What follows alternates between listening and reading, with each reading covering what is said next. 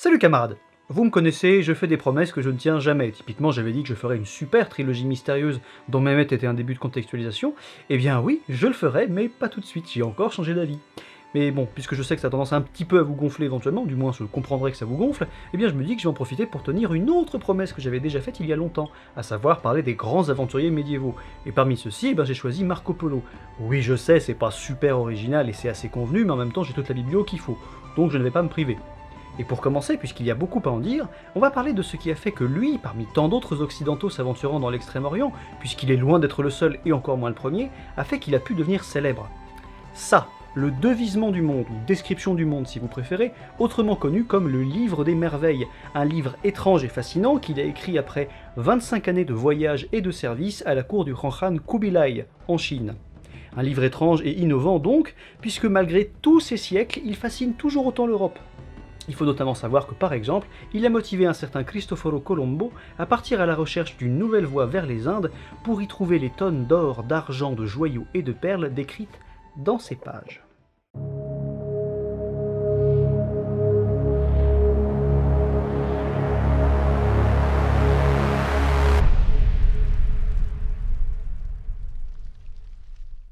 Ça va pas être fastoche du coup, puisqu'on ne va pas parler de sa vie mais de son œuvre, qui parle un peu de sa vie mais pas trop non plus.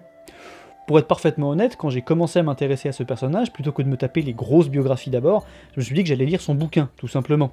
554 pages, autant vous dire que ça a pris du temps, puis elles sont répétitives les pages, un petit peu, mais on en reparlera de ça. Bref, du coup, au moment où j'ai écrit ce texte, je n'avais pas encore une solide connaissance historiographique du bousin.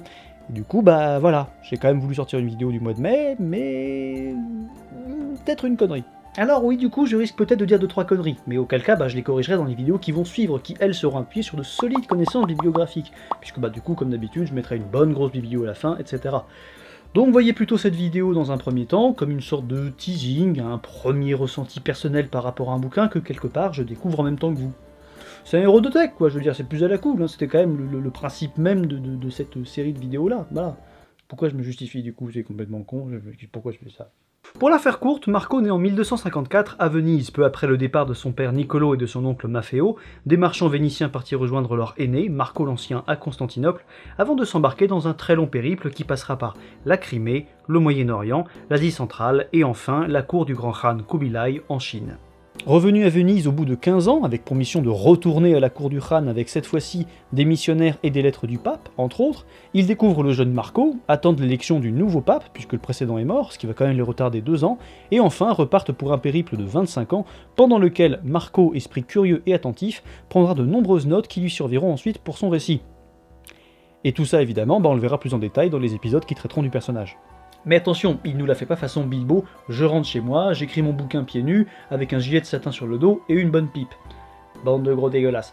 Bref, il rentre chez lui effectivement, sauf qu'au bout d'1 an, il affrète une galère pour participer à une énième guerre vénéto-génoise, comme d'habitude, vous savez qu'il y en aura d'autres, et il se fait capturer au large de l'Anatolie par les Génois, qui le collent dans un donjon à Gênes, pour 3 piges.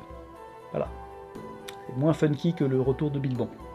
Là, il rencontre Rusticello de Pise, un écrivain de romans à la mode, qu'on a totalement oublié depuis, qui le convainc de mettre ses souvenirs et descriptions sur papier, histoire d'en faire un bouquin que lui, Rusticello, écrira, pendant que Marco dictera. Et puis ça les occupera, parce que 3 ans en zonzon, c'est long. Et c'est ainsi que va naître le Devisement du monde, ou le Livre des Merveilles, comme vous préférez, ce fameux bouquin extraordinaire. Comme quoi parfois la tôle, ça a du bon. Ou cette réflexion de droite. Et on se retrouve donc avec un bouquin très étrange. Déjà, il a été tellement, avec le temps, remanié, réagencé avec des rajouts, etc., qu'il est très difficile de savoir à quoi il ressemblait initialement. Et il est aussi très difficile de savoir ce qui est de Polo ou non, au point qu'on se retrouve avec plusieurs éditions différentes qui sont souvent assez différentes les unes des autres. Et en plus, ce bouquin est étrange car il est hétéroclite. Déjà, on y entend clairement 2 voix, celle de Rusticello parlant de Marco Polo, qui lui dicte, et celle de Polo lui-même racontant à la première personne. Et derrière ça, en plus, il y a un sacré choc de style. D'un côté, on a le style de Rusticello, qui nous écrit un vrai roman d'aventure tel qu'on les faisait à l'époque, avec le modèle du parfait chevalier ou parfait seigneur, ici Kubilai Khan, ou encore les peuplades étranges du bout du monde, comme cette tribu cannibale à tête de chien vivant sur une île que vraisemblablement Polo n'a pas visitée, parce que sinon on le saurait si on avait des cousins à tête de yinche quand même. À côté de ça, il y a aussi les manifestations de magie noire, comme cette tribu d'Asie centrale capable de faire tomber la nuit en plein jour pour détrousser ses ennemis, les animaux fabuleux comme le griffon, ou encore les éléments bibliques ou religieux comme Gog et Magog, l'arbre sec, le royaume du prêtre Jean, etc. Alors je ne dis pas que Rustichello les a inventés, attention, je dis qu'il les a plus mis en scène sans doute que ce que n'aurait vraiment voulu Marco Polo, parce qu'il savait que ça plairait à son public. Enfin, c'est une hypothèse, rien de plus. Et de l'autre, du coup, on a le style de Polo. Marco, en effet, allie de nombreuses qualités qui rendent son récit beaucoup plus original que les schémas classiques de Rustichello. Tellement original d'ailleurs que ce bouquin est totalement inclassable. En même temps, résumer 25 piges de voyage dans des continents entiers que très peu d'occidentaux, voire souvent aucun, n'ont jamais vu, et ce sous le plus d'angles possible en un seul bouquin, c'est pas de la tarte. Pourtant, c'est la tâche qu'il se donne, et vu sa mémoire et son sens du détail, ça donne un bouquin unique en son genre. Et s'il est unique en son genre, c'est aussi parce qu'il est très pluriel. Et s'il est très pluriel, c'est notamment parce que Polo y endosse de très nombreux rôles. En premier lieu, Marco est un marchand, fils et petit-fils de marchands, décrivant donc les villes qu'il croise comme un marchand, expliquant les distances entre elles, etc., les directions cardinales à suivre pour les localiser, etc., etc. Mais ça ne s'arrête pas là, il va beaucoup plus loin. Il va décrire leur production manufacturée ou agricole, leur bétail, leurs échanges commerciaux, leur monnaie, la qualité et variété de leurs épices, etc. Il est tellement marchand qu'il donne parfois le cours de ces marchandises là-bas par rapport à celui en cours à Venise. Mais c'est pas tout, puisqu'il parle encore d'autres trucs de marchands, comme par exemple la capacité de tonnage des navires, leur méthode de construction, l'implantation du système de papier-monnaie en Chine, les méthodes d'extraction du charbon et de l'amiante, ou encore plein d'autres trucs très cool, comme par exemple, je ne sais pas, la qualité des perles, la façon dont on les extrait de l'eau, etc. Je ne vous le cache pas, au bout d'un temps, c'est assez gonflant, d'autant plus que les structures narratives de ce genre de bouquins sont toujours les mêmes, à savoir qu'on va répéter la même phrase en boucle au début de chaque chapitre, et qu'il y a 2 chapitres par page, au bout d'un temps tu deviens taré, à force de lire « Ils sont au Grand Khan, ils ont monnaie de porcelaine et d'or, ils n'ont grain hors le riz, font vin fort soyeux à base de vieilles graines pourries », toutes les pages, 2 fois par page, sur 554 pages, ça gonfle un peu, mais bon, voilà, c'est médiéval, on aime ça, c'est bourré de détails précieux, c'est vachement bien, je dis pas, mais... On le voit aussi endosser d'autres rôles. Typiquement, on le retrouve donc historien, racontant une bonne partie de l'histoire mongole depuis Chinggis Khan, souvent assez foireuse, je ne vous le cache pas, mais pour l'époque, ça apprendra quand même beaucoup de choses aux occidentaux, même si des gens comme Jean de Plancarpin et Guillaume de Rubruck en avaient déjà raconté pas mal dans leurs propres récits de voyage. Il raconte aussi la conquête de la Chine et le fonctionnement du royaume des Song, les grands rivaux de Kubilai, ou encore les tentatives d'invasion mongole du Japon, ou encore d'autres histoires d'autres contrées, comme par exemple en Éthiopie, etc. Et évidemment, il évoque aussi le règne de Kubilai, son bienfaiteur et protecteur. C'est logique. Mais ce n'est pas tout, puisqu'il décrit encore et analyse le fonctionnement de la cour du Grand Khan, donnant par exemple des informations non seulement sur l'architecture du palais ou les pérégrinations annuelles de la cour de résidence en résidence, ou sur les grandes fêtes annuelles à la cour, mais aussi, beaucoup plus important, sur l'organisation militaire et administrative de celle-ci, dont certains disent qu'il rapporta des idées à Venise qui inspirèrent certaines innovations politiques, comme par exemple le fameux Conseil des 10. Mais c'est à vérifier.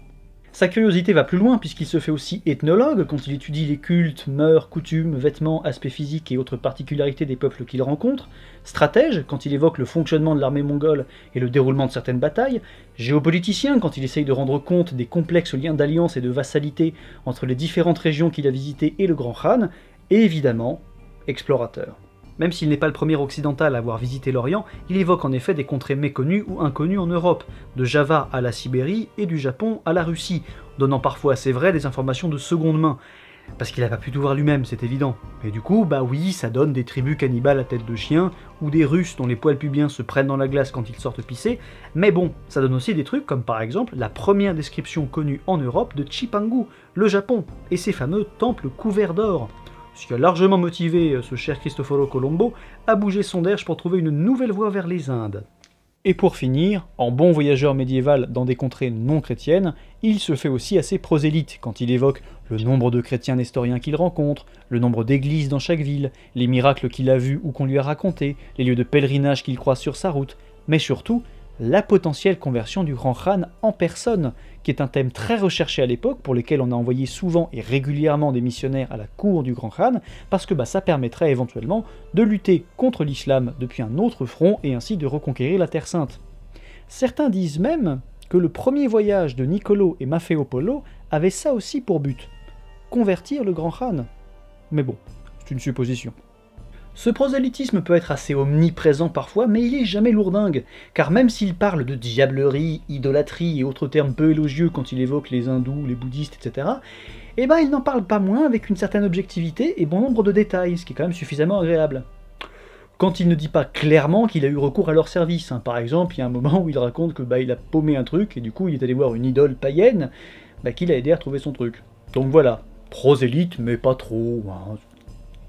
Autre truc que j'adore avec le Moyen-Âge, que ce soit chez les chrétiens, les juifs ou les musulmans, c'est que, vu qu'il y avait plein de régions inconnues, on avait tendance à vouloir y coller toutes les bestioles étranges, fabuleuses, les mythes, les légendes, les traditions bibliques, les traditions coraniques, les traditions, judaïques, tout était foutu pêle-mêle dans les contrées méconnues, et donc généralement en Extrême-Orient, puisque l'extrême Occident, c'était l'océan, et qu'on partait à l'époque du principe que de l'autre côté, il n'y a rien, hein, c'est-à-dire qu'on va faire le tour.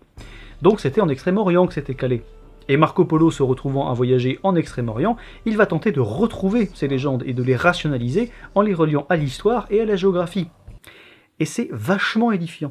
Par exemple, croisant en Perse au milieu d'un quasi-désert un arbre connu dans la région comme l'arbre seul, il dit que certains y voient l'arbre sec, un mythique arbre censé marquer la limite entre l'Orient et l'Occident.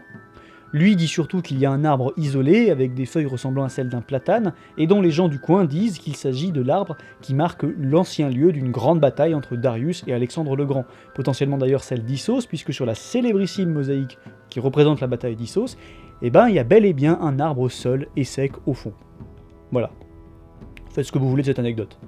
Autre lieu commun biblique et coranique, Gog et Magog, qui sont selon les versions soit des lieux, des personnes ou des tribus, refoulés aux confins du monde derrière un grand mur bâti par Alexandre le Grand, et ne devant franchir celui-ci qu'à la fin des temps, histoire de ravager un peu la planète.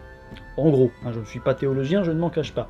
Eh bien Marco Polo, lui, y voit logiquement Ung et Mongol, donc deux peuples, les Ungouts et les Mongols, qui effectivement ont déferlé par-dessus la Grande Muraille de Chine, que Marco Polo n'évoque d'ailleurs jamais directement, et sont un peu venus conquérir le monde, notamment en poutrant pas mal les musulmans, ce qui a suscité un regain d'intérêt en Europe d'ailleurs, pour le mythe de Gog et Magog, en mode « Ah mais c'est vrai qu'il nous faudra des alliés contre les Sarrasins, sinon dans la merde !»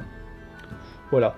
Et enfin, mon petit préféré, le must du mythe médiéval, celui que tous recherchaient à l'époque en Occident afin de trouver du soutien face aux musulmans, le royaume du prêtre Jean. Alors c'est un mythe qui est apparu au XIIe siècle et qui désigne un royaume chrétien d'Extrême-Orient, donc probablement nestorien du coup, qui combattrait l'islam, mais de l'autre côté, de fait. Et certains ont pensé l'avoir identifié, mais sans jamais être vraiment sûr, au point qu'au XIVe siècle, on se demandera s'il ne s'agissait pas plutôt du royaume chrétien des Négus, en Éthiopie. Et Marco Polo, lui, il pense l'avoir identifié, comme certains avant lui, avec la même théorie que d'autres, je veux dire, qui consiste à dire qu'il s'agirait de l'ancien suzerain de Chinggis Khan, qui ensuite est devenu son ennemi. Et effectivement, historiquement, ça correspond à Tooril, souverain nestorien, donc chrétien, des Kéréites, ancien suzerain de Chinggis Khan, qui a été ensuite vaincu par celui-ci. Mais du coup, on se retrouve avec un prêtre Jean pas très à la gloire du christianisme, puisqu'il se fait défoncer la gueule par Chinggis Khan, et qu'en plus il est décrit comme arrogant, despotique, etc. C'est pas super pour le prosélytisme tout ça. Sans compter que Marco Polo passe le plus clair de son temps à chanter les louanges de la lignée impériale mongole qui était pourtant bien païenne comme il faut. Et ce généralement au détriment de certains de leurs ennemis chrétiens qui eux se sont fait ratatiner la gueule. Du coup il est passé où son prosélytisme ? Eh bien je trouve qu'entre les deux, le cœur de Polo balance, ou alors tout simplement effectivement c'est parce qu'il est très très objectif. Après, je trouve que cette dualité-là, personnellement, on la retrouve dans plein d'autres éléments du bouquin, où on sent qu'il décrit ce qu'il a vu pour son public occidental avec des termes et des descriptions que celui-ci comprendra et approuvera, mais où lui, à travers tous ses voyages, à travers l'Arménie, la Perse, l'Asie centrale, la Mongolie, la Chine, les îles d'Asie du Sud-Est, les Indes, la péninsule arabique, etc., il a perçu d'autres manières d'être au monde, et donc d'autres manières de percevoir celui-ci, et donc de sortir un peu de son prisme occidental, ce qui fait de son bouquin un ouvrage particulièrement précieux. Puis bon, faut pas déconner, prisme occidental. Le mec, quand il revient à Venise, il a passé plus de temps dans toute sa vie en Asie qu'en Europe. Donc voilà, ça fait réfléchir. Et en conclusion, plus on lit ce livre, plus on est frustré. C'est qui ce mec qui a vécu tant de choses monstrueusement merveilleuses et extraordinaires pour son époque, mais qui jamais ne parle de lui ? C'est très très frustrant. Je veux dire, bon, s'il y a bien 2-3 moments où il parle de lui, typiquement il y a un moment où il se fait bien mousser, en racontant que c'est grâce à lui, son père et son oncle, que les Mongols ont réussi à prendre une ville parce qu'ils ont construit pour eux des trébuchets, que les Chinois et Mongols ne connaissaient pas, voilà, histoire de bien montrer la grosse supériorité occidentale. Sauf qu'a priori, c'est complètement bidon, voilà. Tout ça pour dire qu'à côté de ça, il reste très discret, et c'est très très frustrant.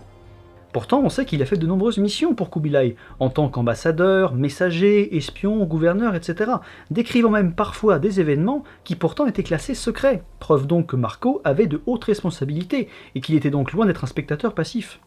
Eh bien cette zone d'ombre, j'espère qu'on pourra en discuter plus longuement et avec plus de renseignements dans les prochaines vidéos sur le sujet. Et en attendant, je pense qu'on peut juste remercier ce bouquin d'exister, parce que sans lui, on n'aurait jamais connu la vie extraordinaire de Marco Polo, et l'Occident aurait attendu bien plus longtemps avant d'avoir accès à certains renseignements. Et puis big up à Rusticello aussi, sans qui ce bouquin n'aurait jamais été écrit. C'est d'ailleurs un peu triste la vie de Rusticello, parce que lui il était écrivain de romans à la base. Et le seul bouquin qui lui a vraiment survécu, c'est celui dont personne ne se souvient qu'il l'a coécrit. Voilà. Merci à vous d'avoir regardé cette vidéo jusqu'au bout, j'espère qu'elle vous a plu, même si elle était infiniment plus brouillonne que d'habitude. C'est parce qu'elle était plus légère, parce que voilà, j'ai eu plein de trucs à faire ce mois de mai, j'étais pas mal crevé après mes mètres, j'ai été malade aussi, j'ai eu du taf aussi à faire, et je me suis dit bon voilà, il y a ça, plus la vidéo que vous pouvez voir de ma conférence de l'été dernier aux historiques sur la chaîne Nota Bonus, donc je me suis dit bon, vous avez 2 demi-vidéos entre celle-ci et l'autre, oui c'est pour pas culpabiliser que je me fais des petits calculs comme ça dans ma tête. Un immense merci aux tipeurs, là franchement vous m'avez bluffé. Vraiment, je sais pas vous dire autre chose que merci, quoi. J'ai chouiné un peu dans la dernière vidéo sur Mehmet en disant que c'était un peu la galère et vous m'avez comblé de pognon. Donc un immense merci à vous, en vrai c'est vraiment super touchant, je pensais pas que je pouvais trouver un écho pareil. Même au niveau du moral, vous m'avez beaucoup aidé, vous vous rendez même pas compte à quel point. Donc voilà, un immense merci à vous. Pour la suite, du coup, oui, alors je vais effectivement parler de Marco Polo, vous l'avez bien compris, de façon un peu plus détaillée, etc. On verra si j'ai dit des conneries, hein, je l'apprendrai en même temps que vous. Donc voilà, merci à vous. Vous avez cette vidéo pour le mois de mai, vous avez aussi donc la vidéo de la conférence. La vidéo du mois de juin, je ne sais pas encore sur quoi elle portera. Et sur ce, portez-vous bien, merci beaucoup, à très bientôt, je vous aime.